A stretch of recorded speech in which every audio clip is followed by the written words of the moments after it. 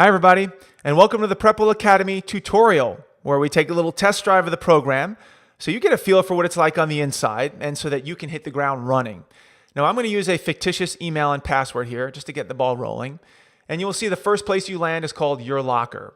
This is where we're going to have year by year a collection of all your lessons. So this is freshman year. Next year you'll have a tile that says sophomore and then junior and then senior. And for our illustration purposes, this particular person has subscribed to the freshman year basic plan. Now yours may look exactly like this or it may look different. Yours may say basic plus athlete plan or basic plus military ROTC plan, or it may say the bundle plan. It's all going to be based on what you subscribe to. So in this particular case, it's the basic plan. So let's dive into the lessons here. As I scroll down, you can see that every month there are lessons being posted. We start out the end of August with our welcome lesson.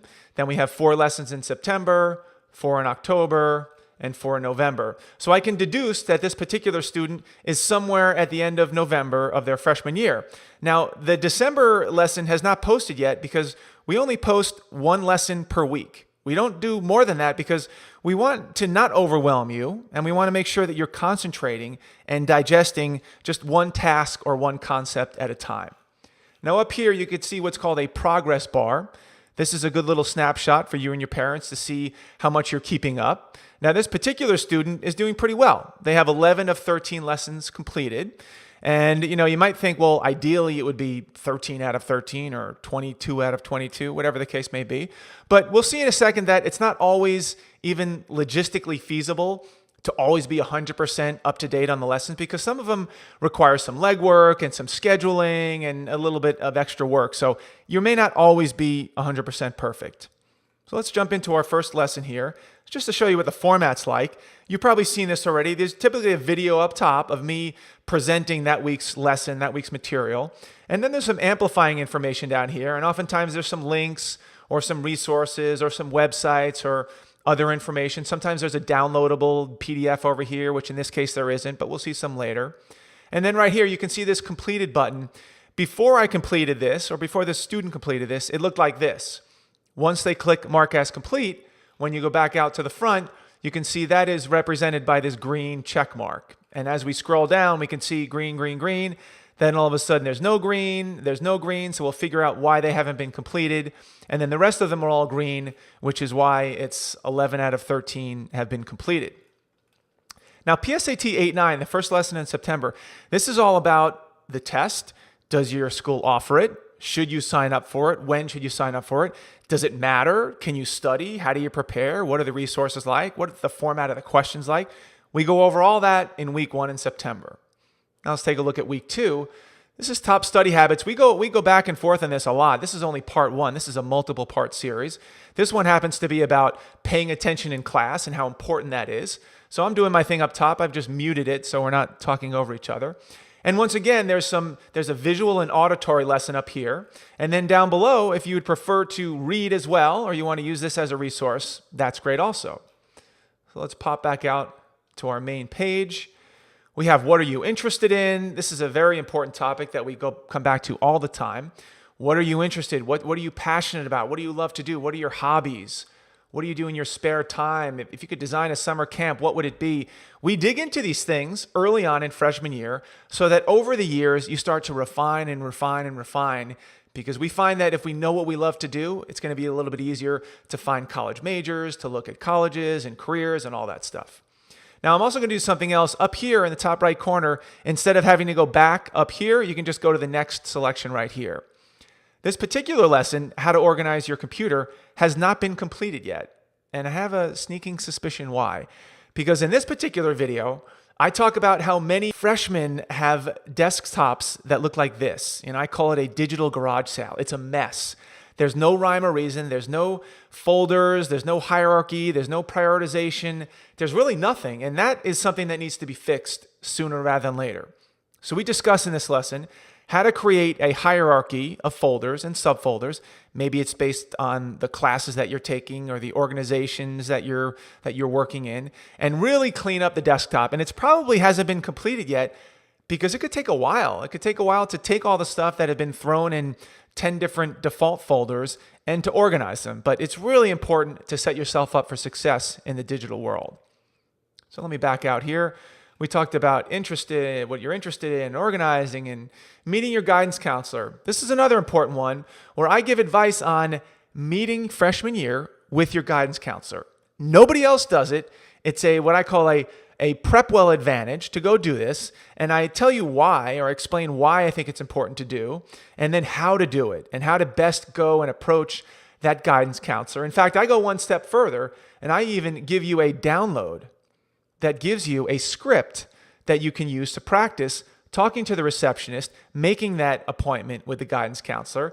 And then when you go into the guidance counselor, what you should wear and what your body language should be like, and just a few questions that you can ask to have a great 15-minute introduction meet with the guidance counselor. Very important. So you can see this is a great resource here. And this probably hasn't been completed because often it's going to take a little bit of time to schedule it and deconflict and practice. I have kids practice with the mirror or the dog or their parents or a friend so that when they go in and meet that guidance counselor, they really wow them. Okay, let's pop back out to the front. And we talked about guidance counselor. What will colleges expect from you? This is another eye-opener that some freshmen, they don't think that their freshman year grades count when it comes to colleges. So they get a rude awakening when they listen to this lesson. Being social media smart. I know the kids get beaten over the head with this a lot. I put my 2 cents in here about not making careless errors with text, not making inadvertent posting of photographs that are going to blow up your world. So we talk about that quite a bit. Setting up important accounts. Now, this is an important one. I make sure that you have a great email address that's appropriate for official business. I suggest that you buy a URL with your name in it to create that email, and we talk about how you might go about doing that. And then just some other great resources that you're eventually going to need for some college admissions and resources. So I have you go to there and sign up so that you're kept in the flow of all the information that's going to be coming at you over the next few years. The earlier, the better. Then we're down here to financing college. We talk a little bit about early stages of getting together with your parents and talking finances and affordability. Then we talk again, part 2 of those study habits. How do you take notes? What's the best method? Why do we do it? Why it's important? Should we take notes on our computer or laptop, or should we do it by hand or some kind of a hybrid? We go into that in pretty good detail. Then our third lesson in November is all about emailing best practices. I have to tell you, I have a lot of experience with kids who I coach and mentor. They are not writing appropriate emails to adults, to coaches, to mentors, to recruiting officers, to admissions officers. So we go through the do's and don'ts. This particular email is a don't, and then I say what's wrong with it, and then I show them exactly how it should be written to an adult. And then I have codified down here what the best practices for emailing adults should be. Very important. And then lastly, in November, we have athletic and military scholarships overview. In this particular case, I go through the pros and the cons of athletic scholarships. That there's a lot of talk about that. Full ride scholarships, partial scholarships. We talk about headcount sports and equivalency sports. And of course, we talk about military scholarships. This is something that not a lot of people know about, so it's merely an introduction. We talk about service academies like the Naval Academy and the Air Force Academy and Coast Guard Academy. And we talk about ROTC, the Reserve Officer Training Corps, and what that means and how that might fit in. And here's another point where I add a downloadable document. This is a downloadable list of all of colleges that have ROTC programs. That is military-based programs that you can go to school for free or nearly free to every one of these schools. You got the Harvards of the world in here. You got Georgetowns. We've got MIT in here. I mean, these are all schools, there's almost 130 of them, that Tufts, great school in here, Georgetown, there's just a lot of great schools. Yale's in here, a lot of great schools that have ROTC programs, and it's right at your fingertips to check those out. And we talk about that at length over the course of the weeks and the months and frankly the years. And then on the bottom here, of course, at the bottom of each of these lessons, there's a chance for you to put a comment or a question, or you want further clarification on something. And oftentimes I'll ask the student to chime in and to give what they're working on this summer, or what they're interested in, or what they like the best, or what they didn't like, or what they want me to really add a little bit more information, a little bit more color to. So it really builds the community, and the more chit chat we have down here, the better. And then down here we have, of course, our social links. We have Facebook and Twitter and Instagram and LinkedIn and others. So it's always a good opportunity, depending on how you operate, to link with me that way. The better the conversations, the more and the better the communication, the better off we'll be. So that's it for our web tutorial. I hope this has really helped out. I hope you're a little bit more oriented to the website.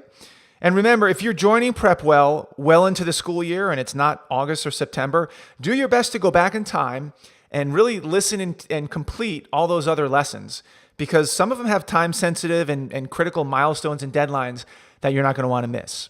So welcome to PrepWell Academy. I'm super happy to have you on board and can't wait to get started.